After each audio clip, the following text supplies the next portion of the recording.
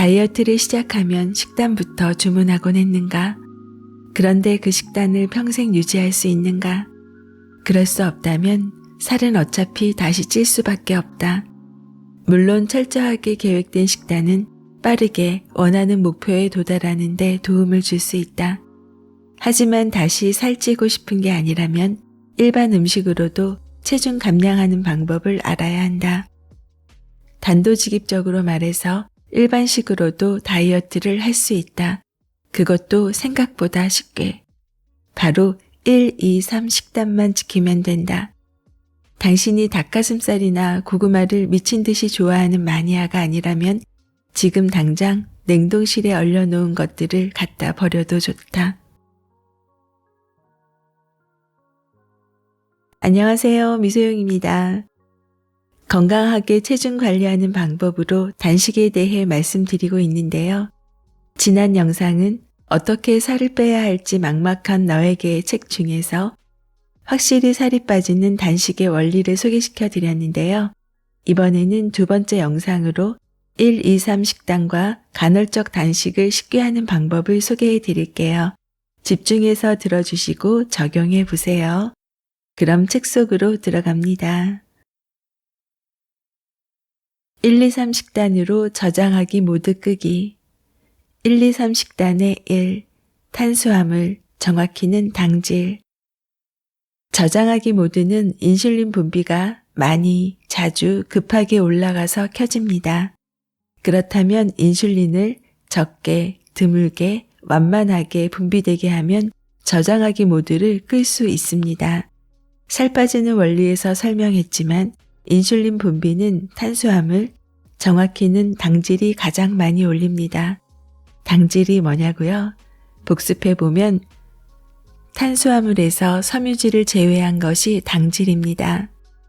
1, 2, 3 식단 중 가장 중요한 게 1, 2, 3의 1에 해당하는 탄수화물의 양입니다.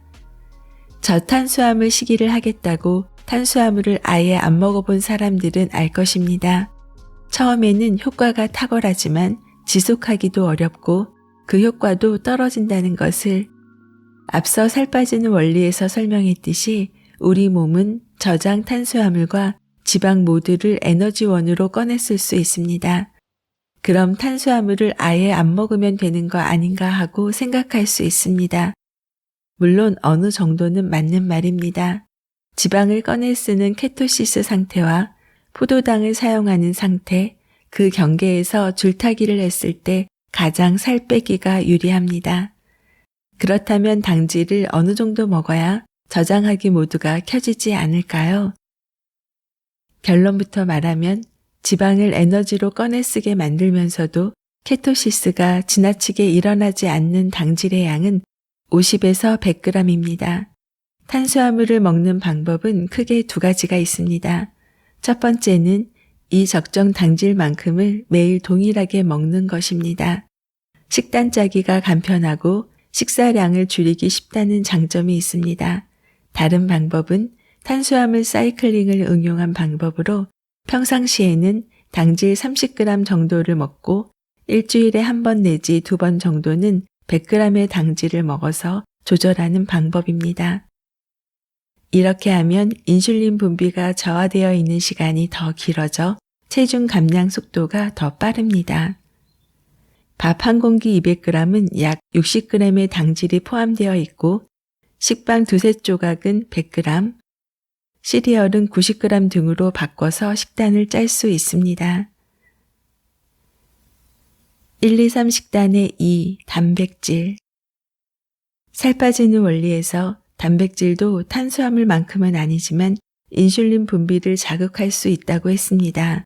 따라서 저장하기 모드를 끄기 위해서는 단백질의 양도 고려해야 합니다.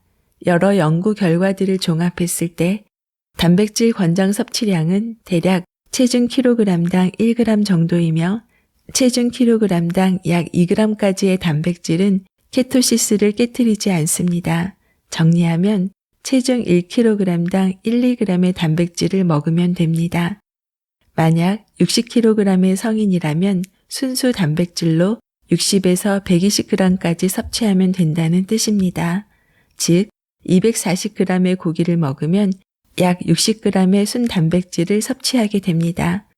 음식점 1인분에 해당하는 만큼이 약 체중 1kg당 1g 정도의 단백질 양이라고 보면 됩니다. 동물성 단백질은 하루 동안 음식점 기준으로 2인분 정도까지 먹으면 됩니다. 1, 2, 3 식단의 3. 그렇다면 지방은? 어떤 독자는 3이라는 숫자에 설렐 수도 있겠습니다. 1은 탄수화물 1인분, 2가 단백질 2인분까지였으니까 3은 지방 3인분을 말하는 건가 싶어서 말입니다. 안타깝게도 그렇지는 않습니다. 1, 2, 3 식단의 3은 오메가3 지방산을 말합니다. 저탄수화물 고지방식, 일명 저탄고지 케토시스 식단에서는 일부러 추가로 포화 지방을 섭취합니다. 하지만 보건의료인이자 다이어트로 살을 빼본 사람으로서 말하자면 굳이 포화 지방을 추가로 더 먹을 필요까지는 없습니다. 저탄고지 케토시스 식단에서 추가로 지방을 섭취하는 이유는 케톤체를 더 잘 만들어내게 하기 위함입니다. 그런데 앞서 말했지만 과도한 케토시스 상태는 일반적으로 몸의 대사를 더 엉키게 할 수 있습니다. 거기다 우리의 목표는 이미 저장된 지방을 꺼내 쓰는 것이지 케토시스를 무작정 더 많이 일으키는 게 아닙니다. 앞서 설명한 단백질로 1인분에서 2인분 정도 먹으면 이미 포화 지방이나 오메가6 지방산은 하루 권장량만큼 먹고도 남습니다. 그런데 오메가3는 의식적으로 챙겨 먹지 않으면 필요량을 채우기 쉽지 않습니다. 오메가3 지방산을 2에서 4g 먹어줍시다. 오메가3 지방산은 몸에서 염증을 줄이고 기름과 진한 동물성 물질의 배출을 돕습니다. 기름 얼룩을 지우기 위해서는 드라이 클리닝을 해야 합니다. 마찬가지로 몸에 쌓인 독성 물질이 물보다 기름과 친하다면 기름을 닦아내야 합니다. 또한 지방질과 단백질이 대부분 뇌의 기능을 올리기 위해서라도 필요합니다. 요리할 때는 올리브유를 쓰고 오메가3는 영양제로 먹거나 들기름과 참기름을 섞어 먹습니다. 다른 식용유는 굳이 쓰지 마세요. 1, 2, 3 식단을 최종 정리하면 하루 동안 1인분의 탄수화물, 2인분까지의 단백질, 오메가3 지방산을 먹으면 됩니다. 처음부터 이 식단을 칼같이 적용할 필요는 없습니다. 최종 목적지로 두고 지금은 식단에서 점차 적응시켜 가면 됩니다. 탄수화물 양을 줄이면 단백질과 지방을 더 충분히 먹고 반대로 탄수화물 양을 늘린다면 단백질과 지방은 줄이면 됩니다. 단식으로 꺼내쓰기 모드 켜기. 어떻게 안 먹을 것인가? 결론부터 말하면 최소 16-8, 즉 16시간 공복 간헐적 단식을 지키고 가능하다면 일주일에 이틀 정도 단식하는 루틴을 만들면 됩니다. 아니 세상에 무슨 일주일에 이틀을 굶으라고요? 반발하는 독자들의 모습이 눈에 선합니다. 그런데 몸속 장기들 입장에서 생각해 봅시다. 당신이 일반적인 근무 조건에서 일하고 있다면 9시부터 오후 6시까지 주 5일 근무를 하고 있을 것입니다. 그런데 몸속 장기들은 하루도 쉬는 날이 없이 연중 무휴입니다. 거기다 늦은 식사로 소화기관에 야근까지 시키고 있다면 말 그대로 살기 힘들 것입니다. 주 5일 근무에 빗대어 표현하기는 했지만 과학적으로도 말이 됩니다. 살 빠지는 원리에서 확인했듯 평소에 1, 2, 3 식단에 따라 잘 먹어왔다면 48시간까지의 단식은 대사량을 떨어뜨리지 않고 오히려 올리기 때문입니다. 성장기 이후로 욜로족이 된 우리 몸이 적금, 현금, 골드바가 충분하다면 이틀 정도의 휴가에 돈을 안 쓸 리가 없습니다. 당신은 당신의 몸과 마음의 전문 경영인입니다. 올바른 경영 전략으로 좋은 CEO가 되어주세요. 소화 장기들의 근무 시간을 지켜주고 열심히 일한 위장에게 단식으로 휴가를 주세요. 당신은 9시에서 6시까지 주 5일을 지켜가며 일하면서 소와 장기들은 매일 쉼없이 12시간 넘도록 일을 시킨다면 장기들이 당신을 악덕 경영인이라고 부르지 않을까요? 당신이야 여차하면 일을 그만두고 이직을 하거나 은퇴할 수 있지만 장기들은 꼼짝없이 일해야 합니다. 몸속 장기들을 이루는 세포와 조직들이 일하다 죽거나 반기를 들면 병이 됩니다. 후천적으로 소식자가 되는 방법. 요즘은 소식자가 유행입니다. 과하게 먹는 방송, 먹방이 지나치게 유행했던 시기를 지나 적게 먹자는 움직임이 생긴 것입니다. 과식하는 것보다 소식하는 편이 당연히 체중 감량에 도움이 됩니다. 후천적으로 소식자가 되는 방법은 2가지가 있습니다. 하나는 계속 적게 먹는 것입니다. 하지만 우리는 조금씩 자주 먹는 것보다 꽤 많은 양을 먹고 일정 시간 동안 먹지 않는 방식으로 인류 역사 대부분을 날씬하게 살아왔습니다. 거기다 몸의 대사 면에서도 좋지 않습니다. 왜냐하면 살 빠지는 원리에서 설명했듯 정상 범위의 인슐린 수치도 인슐린 저항성을 유도할 수 있기 때문입니다. 따라서 매번 소식하는 것보다 적당량을 제한된 시간 범위 내로 먹는 것, 즉 간헐적으로 단식하는 것이 다이어트 효율 면에서도 실천 가능성 면에서도 더 유리합니다. 간헐적 단식이 몸에 익숙해지면 먹는 양이 전체적으로 줄어듭니다. 인슐린 저항성이 개선되어 제 기능을 하게 되기 때문입니다. 애를 써서 계속 적게 먹지 말고 주기적인 단식을 하면서 자연스럽게 소식자가 됩시다. 먹을 땐 잘 먹고 안 먹을 때는 확실히 먹지 말아야 합니다. 단식 스케줄 예시입니다. 그런데 처음부터 무턱대고 바로 단식 시간을 무리하게 길게 잡았다가는 몸과 마음의 향상성 때문에 식욕이 미쳐 날뛸 것입니다. 시간을 충분히 가지고 단식 시간을 천천히 늘릴 것을 추천합니다. 다음은 쉬운 난이도부터 어려운 난이도 순으로 단식 계획을 세우는 예시입니다. 스텝 1. 16-8시간 간헐적 단식. 스텝 2. 일주일에 한 번 1일 1식. 스텝 3은 일주일에 2번 1일 1식. 스텝 4. 일주일에 연속 이틀 단식. 스텝 5. 분기별로 한 번 3일 단식. 당신이 다이어트를 한다면 최소 스텝 1, 16시간 공복 간헐적 단식은 지킵니다. 매일 근무를 하더라도 근무 시간과 퇴근 시간이 확실하다면 그나마 일할 만합니다. 스텝 2는 일주일에 한 번 1일 1식을 하며 24시간 단식하는 것입니다. 점심 식사를 하고 나서 24시간 단식하는 것입니다. 점심 식사를 하고 나면 24시간 단식하는 게 저녁 식사를 하고 단식하는 것보다 살을 빼기에 더 좋습니다. 약속 잡힐 일이 가장 적은 월요일이나 일주일 중간쯤인 수요일을 추천합니다. 스텝 3은 1일 1식을 일주일에 2번 하는 패턴인데 수요일과 일요일이 가장 무난합니다. 스텝 4와 5는 이전 스텝들을 쉽게 해내고 식욕 조절이 잘 되는 경우에만 도전합니다. 난이도는 있지만 잘 활용하면 빠르게 살을 빼고 건강해질 수 있습니다. 단식을 더 쉽게 잘하는 방법입니다. 물을 최소 2리터 이상 마십니다. 하루 이상 단식을 한다면 단식을 시작하기 전과 마친 후에는 단백질과 지방의 비율이 높은 음식을 먹는 게 당질 위주의 식단보다 단식 시간을 지키는 데 유리합니다. 인슐린이 많이 자극되는 음식을 먹으면 식욕을 조절하기 더 어렵기 때문입니다. 단식을 마치고 식사를 시작할 때는 급하게 많이 먹지 않도록 조심하고 단식 시간이 이틀 정도로 길었다면 밥 반 공기 정도의 국밥을 먹거나 고깃국에 채소를 끓여 먹는 게 몸에 부담을 적게 주면서 영양을 섭취하기 좋습니다.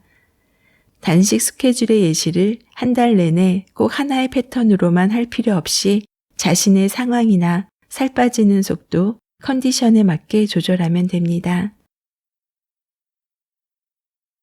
저장하기 모드를 끄고 꺼내쓰기 모드를 켤 때의 주의사항입니다. 123 식단을 비롯한 다이어트 식단이나 단식을 시도하면 안 되는 경우가 있습니다. 바로 성장기, 임신 및 수유기에 있는 사람들입니다. 성장기나 임신 수유기에는 저장하기 모드가 필요한 시기이기 때문입니다. 성장기에는 몸의 에너지원을 비축하여 성장하는 데 사용해야 합니다. 임신 수유기에는 생명을 만들고 영양을 공급할 에너지원과 재료가 필요하기 때문에 저장하기 모드가 작동되어야 합니다. 병이 있는 환자도 식단과 단식에 대해 의료인과 상의해야 하며 특히 식이조절 장애를 진단받은 경우는 그것부터 치료해야 합니다. 또 여성의 경우 탄수화물 양을 제한하는 것이 남성보다 더 어려울 수 있습니다. 기본적으로 여성이 남성보다 저장하기 모드가 더 강하게 작동하기 때문입니다. 이는 성호르몬 차이인데 여성 호르몬 에스트로겐은 저장하기 모드 호르몬에 속하여 꺼내쓰기 모드 호르몬인 남성 호르몬 테스토스테론과 차이가 있습니다. 여성의 몸은 기본적으로 오랜 시간 동안 임신과 출산을 담당했기 때문에 저장하기 모드를 극단적으로 셧다운하는 게 남성보다 더 어렵습니다. 살 빼는 여성 중에 식단을 지키기가 너무 힘들다면 탄수화물을 조금 더 먹어도 됩니다. 빨리 가려다 멈추는 것보다 천천히 가더라도 꾸준한 게 더 낫습니다. 여기에 더해 약사로서 다이어트를 하는 여성분들에게 표준 체중 범위를 벗어나는 저체중을 목표로 하지 말라고 말하고 싶습니다. 여성의 몸은 원래 제대로 작동하기 위해서는 남성보다 체지방이 더 필요하기 때문입니다. 또 생리기간 전후로는 식단 계획을 미리 느슨하게 잡을 것을 추천합니다. 날씨가 추운 것도 아닌데 춥게 느껴진다면 먹을 때 더 챙겨 먹어야 합니다. 갑상선 기능이 떨어졌을 가능성이 있습니다. 갑상선 호르몬 기능은 필수적인 영양이 부족할 때 떨어집니다. 식단 혹은 단식을 하며 어지럽다면 천연소금을 조금 먹어봅시다. 혈당보다는 나트륨이 상대적으로 부족해졌거나 혈압이 떨어진 것이 원인일 가능성이 높습니다.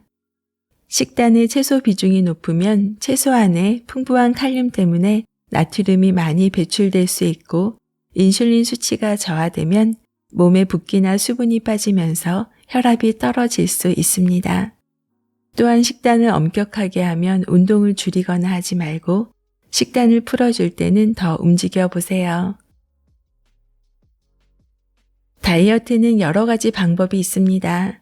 자신의 건강 상태에 맞게 적용하시면 되는데요. 필요하다면 전문가의 상담을 받아보는 것도 좋을 것 같습니다. 저의 경우는 저탄고지 식단으로 2주 적용했을 때 단기간 3kg 정도 감량이 되어 사실 놀랐습니다. 한데 그 당시 건강검진을 받게 되었는데요. 혈압이 50대로 저혈압이어서 이것도 사실 놀랐습니다. 저혈압은 위험한 거죠. 이 증상은 소개해드린 내용처럼 일시적으로 혈압이 내려갈 수 있다는 사실을 알고 나니 안심이 됩니다. 그래서 자신의 몸 상태에 맞게 조절하는 것이 필요합니다. 그런데 저는 탄수화물을 제한해서 유지하는 것이 사실 어렵더라고요. 하지만 한 번 체중 감량 이후 간헐적 단식으로 하루 16시간 공복하고 2끼 식사를 하고 있는데요. 2끼 식사는 일반 식단으로 양을 조절했습니다. 그랬더니 더 이상 체중이 늘어나지 않고 유지하기 쉬웠습니다. 1, 2, 3 식단을 최종 정리하면 하루 동안 1인분의 탄수화물, 2인분까지의 단백질, 오메가3 지방산을 먹으면 됩니다. 처음부터 이 식단을 칼같이 적용할 필요는 없습니다. 최종 목적지로 두고 지금은 식단에서 점차 적응시켜 가면 됩니다.